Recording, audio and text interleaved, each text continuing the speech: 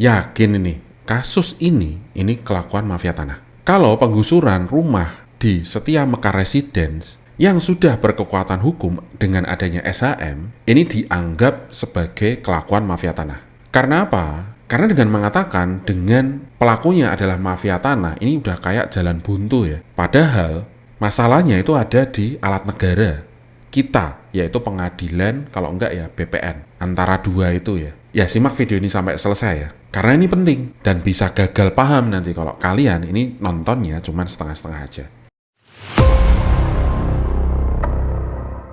Yang namanya kasus tanah ini memang biasanya nih pelakunya itu memang mafia tanah ya. Apa sih mafia tanah itu? Mafia tanah ini kombinasi ya antara oknum BPN, oknum pengadilan, dan pengembang yang nakal. Jadi jangan dikira pengembang ini selalu baik ya. Enggak. Karena di lapangan pengembang ini banyak yang nakal juga loh. Dan memang banyak kasus mafia tanah ini memang berakar dari akal-akalan si pengembang.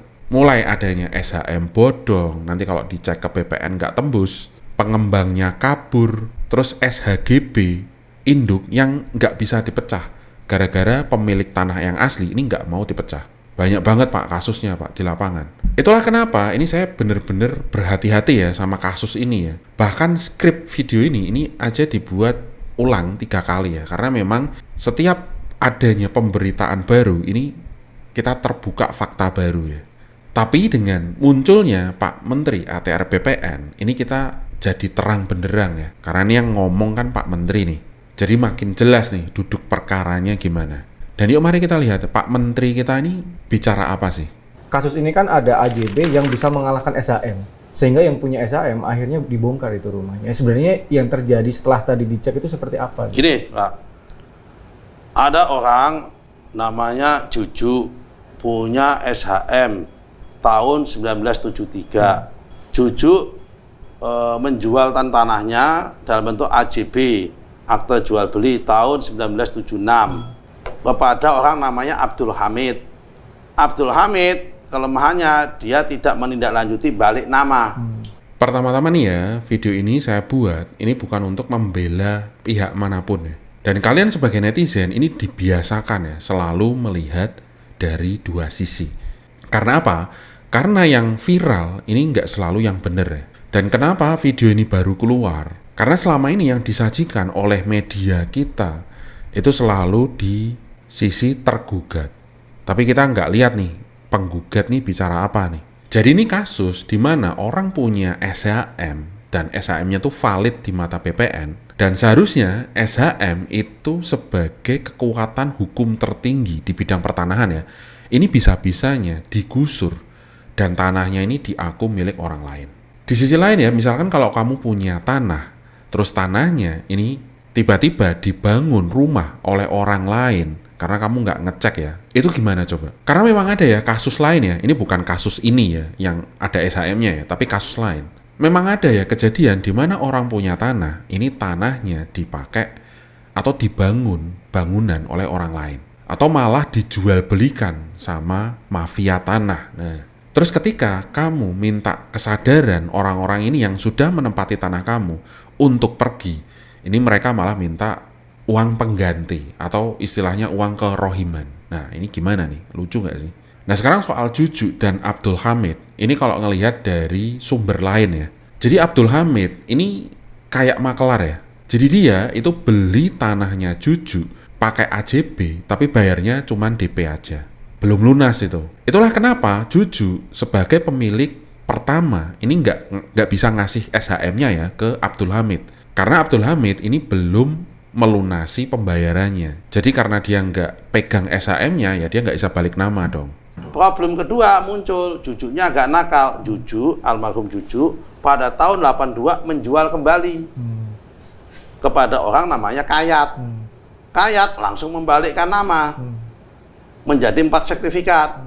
Soal Juju yang udah jual tanahnya ke Abdul Hamid dengan proses AJB, ini boleh nggak jual lagi tanahnya ke orang lain? Ya, ini sebenarnya nggak boleh ya. Karena kalau sesuai dengan itikat baik, apa yang dilakukan oleh Juju ini nggak benar ya.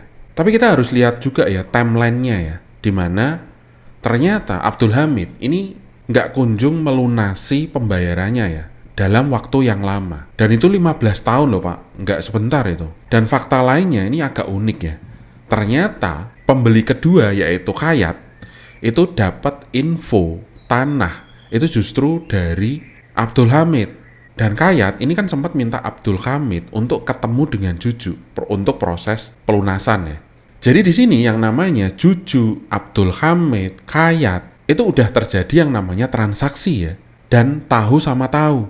Ya mungkin prosesnya ini dengan cara mengganti DP-nya Abdul Hamid, ya entah mungkin ada plus tambahan keuntungan ya, dan pelunasan ke Kayat.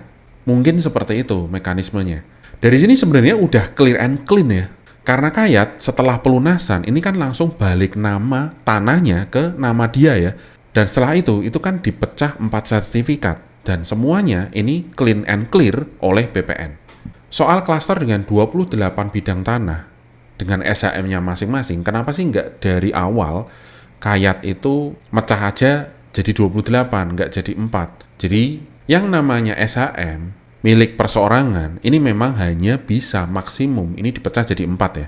Dan gimana sih caranya ini bisa dijadikan klaster dengan 28 bidang, yaitu ya SHM-nya harus turun dulu nih jadi HGB dan dibeli sama PT.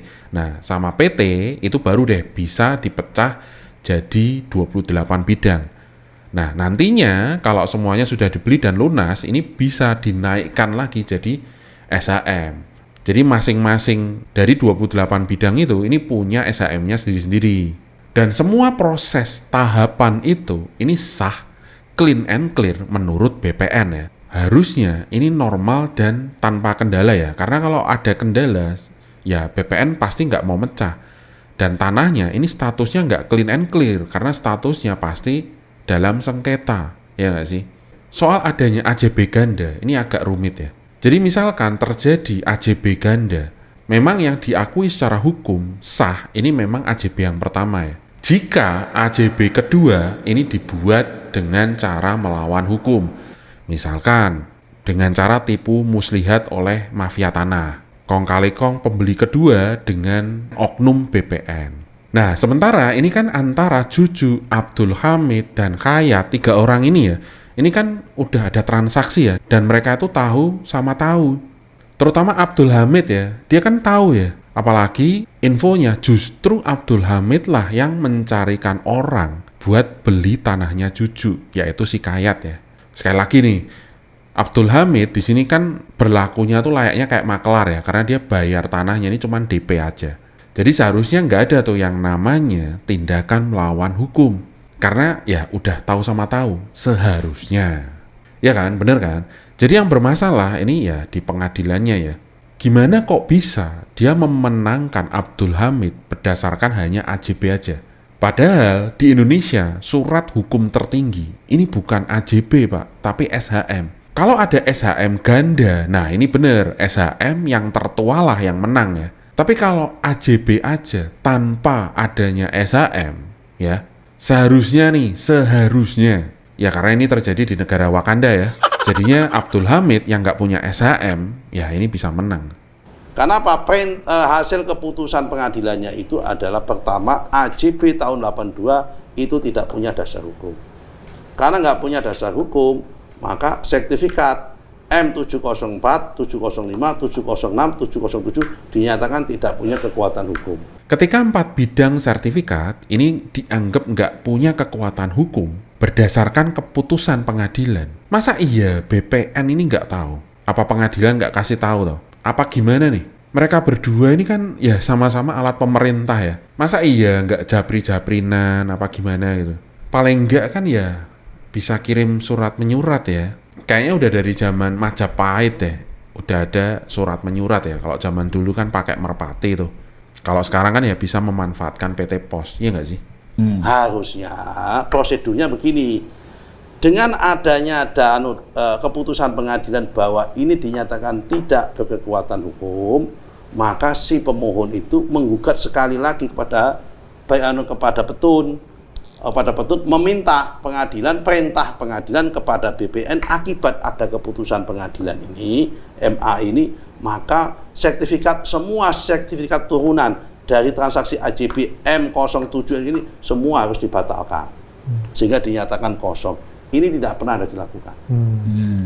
Ya ini ya kalau penggugat ini minta BPN untuk membatalkan SHM-nya, pasti rencana dia nggak berhasil tuh untuk menguasai tanah. Karena apa? Ya karena pasti ada sidang lanjutannya dong. Soal AJB dia, terus bukti pelunasannya, ada nggak? Terus dia juga harus bisa membuktikan bapaknya ini nggak ada hubungannya dengan Kayat. Bahwa apa yang dilakukan oleh Kayat itu adalah tindakan melawan hukum dengan cara curang, misalkan dengan cara mafia tanah. Nah, ini harus dibuktikan nih. Karena dimanapun yang harus membuktikan ini penggugat, bukan yang digugat. Kemudian, kalau toh kemudian ada eksekusi, ini benar, udah ada pembatalan kan, harusnya sebelum kita melakukan eksekusi itu, terlebih dahulu pengadilan negeri meminta permohonan pengukuran objek yang akan dieksekusi. Lokasinya di mana, sampai level mana ukurannya. Ini nggak diukur. Salah SOP, ini udah ada indikasi ya. Kalau di pengadilan ini ada oknumnya Pak, diduga. Bisa jadi tuh antara penggugat dan oknum pengadilan ini ada kong kali kong ya. Nah ini ya yang harus diusut ya, hakimnya tuh siapa? Terus proses pengadilannya gimana? Kok bisa melangkahi prosedur? Kok bisa ya nggak batalin SHM-nya milik warga dulu? Pengadilan ini bisa loh sebenarnya manggil pihak BPN sebagai saksi ahli. Nah, ini dilakukan apa enggak? Pengadilan kan harusnya lebih tahu ya soal ini ya. Terus yang bersidang ini antara siapa sama siapa? Karena pemilik SHM ini nggak tahu menahu dengan kasus ini, berarti pihak Kayat ini yang diundang pengadilan. Ini siapa? Apakah Kayatnya sendiri atau orangnya Kayat yang ngerti kasus ini atau gimana nih? Kan emang aneh ya persidangannya ya. Jadi di sini ini sebenarnya udah jelas banget ya salahnya tuh di mana. Bukan hantu mafia tanah ya. Yang bikin arahnya ini makin nggak jelas kalau kita mengatakan ini perbuatan mafia tanah. Karena tinggal diusut aja pengadilannya pasti ketemu. Kan kemarin ada tuh salah satu hakim yang harus masuk penjara karena salah putusan tuh. Udah ada loh. Nah, bisa jadi ini juga tahap selanjutnya nih. Jadi solusinya apa itu? Solusinya sertifikatnya masih sah. Kami akan minta panggil pengadilan negeri, pemohon yang mengeksekusi dan pengadilan saya akan minta untuk untuk membangunkan bangunan rumahnya. Kalau tidak, kami tidak akan mau untuk menerbitkan sertifikat kepada yang lain. Soal Pak Menteri yang katanya nggak mau menerbitkan SHM kepada yang lain, ini menurut saya sih solusi yang kurang tepat ya. Namanya kan memang udah niat rebutan tanah ya. Ya ditunggu aja ganti pimpinan, ganti menteri, ganti presiden setelah 5 tahun. Baru dia akan minta penerbitan SHM lagi. Jadi menurut saya, ya mendingnya tanah itu jadi tanah sengketa ya. Dimana target penyelesaiannya ini harus cepat nih, antara 1 sampai 2 tahun aja. Jadi nggak boleh digantung tuh. Karena apa? Karena sejatinya AJB milik Abdul Hamid, meskipun dia AJB pertama, tapi kan statusnya lemah banget nih. Dia nggak pegang SHM. Dan yang tergugat ini justru malah pegang SHM sah. Dan sah juga di mata BPN. Uniknya, kasus seperti ini nggak terjadi 1-2 kali aja ya. Karena di tahun 2023, ini ada kasus yang serupa. Punya SHM juga, tapi digusur. Dan harus kena gusur karena kalah di pengadilan. So ya, apakah kalian ada pengalaman yang kurang lebih sama dalam proses jual beli tanah dan rumah? Ya kalau ada ya tinggal tulis di kolom komentar ya.